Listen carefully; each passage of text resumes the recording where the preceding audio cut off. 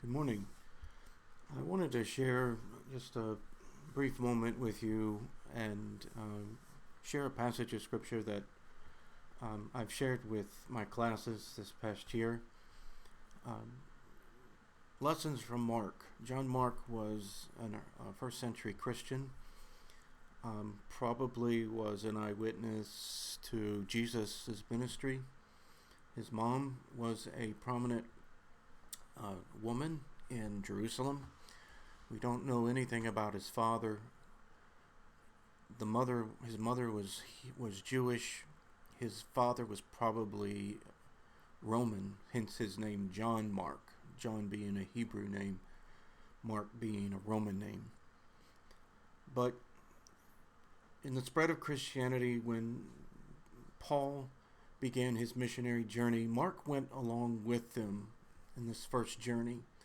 And I think it's interesting, if you read in Acts 13, this is the start of their first journey, and he preaches in Antioch of Pisidia, and it says that Paul and his companions then left Paphos by ship to Pamphylia, landing at the port town of Perga.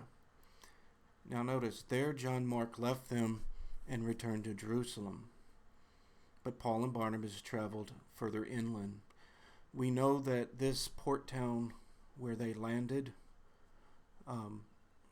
was that island in the Mediterranean Sea off the coast of Palestine is very mountainous, and we know that John Mark might left them there, and more than likely the trip was too much for him, probably more than what he bargained for, and he quit. He gave up. He turned back. It's interesting that in Acts that that's the only mention of his leaving. It's almost like Luke makes it an afterthought, just like a parenthetical statement. But then when they decide to go back on a second journey, 2 chapters later, Barnabas and Paul decide to go back and visit the cities where they established churches. And he agreed, but he wanted to take John Mark. But notice, it says Paul disagreed strongly since John Mark had deserted them in Pamphylia and had not continued with them in their work. And it was such a disagreement that they could not continue together. And Barnabas took John Mark with him. And we know, of course, that Paul takes Silas. It was enough of a disagreement that Paul and Barnabas, who worked so well together and worked so hard together in their first journey, could not agree and could not continue. But that's not the end of the story. If you look at the end of Paul's life when he's in prison in Rome, 2 Timothy 4:11, he's writing to Timothy, and he's mentioning that how he's all by himself. He's all alone. Demas had left him, loving this present world, he says.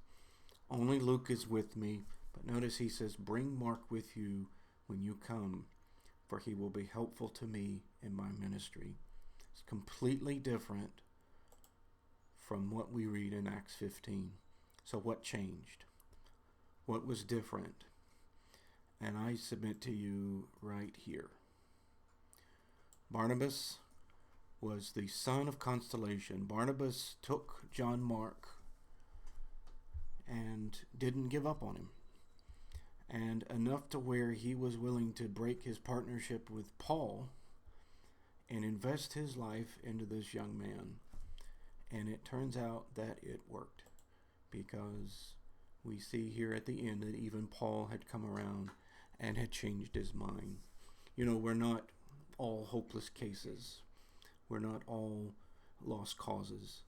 And we're either a Mark, a Paul, or Barnabas. We've all been John Marks. We've all made mistakes. We've all given up. We've all turned aside or turned the other way from what we were supposed to do. Sometimes we're Pauls. We are disappointed with people and we write them off. But are we Barnabas? Are we a Barnabas? Are we someone who is willing to come alongside people and make a difference in their lives? And this really hits home with me as a teacher and especially as a parent. And I can be a Paul quite often. I'm a Mark many times. But the question is, am I a Barnabas? Am I coming alongside and helping? It works. It works. When you invest your life in someone, you look past the mistakes, then there's a return on that investment.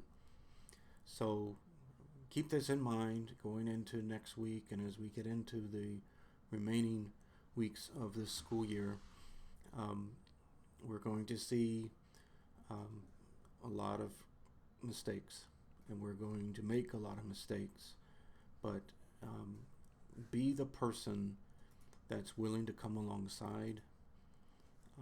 Be the person who's willing to learn from those mistakes. Don't look back, but keep looking forward. Okay. Hope this helps, and enjoy the rest of your week.